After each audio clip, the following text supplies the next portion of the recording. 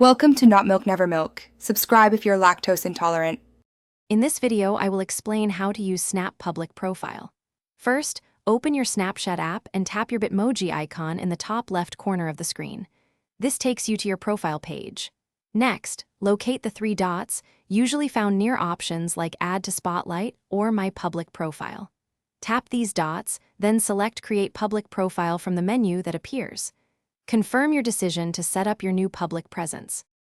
Now that your public profile is active, it's time to personalize it. Tap Edit Profile to add a compelling bio, your location, and a clear profile photo that represents you. To share your best snaps, simply create a snap as usual.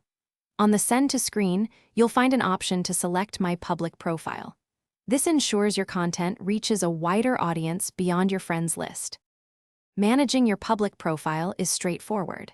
You can always access it directly from your main profile screen by tapping on My Public Profile. Here, you can see important metrics like your subscriber count, giving you insight into your audience growth.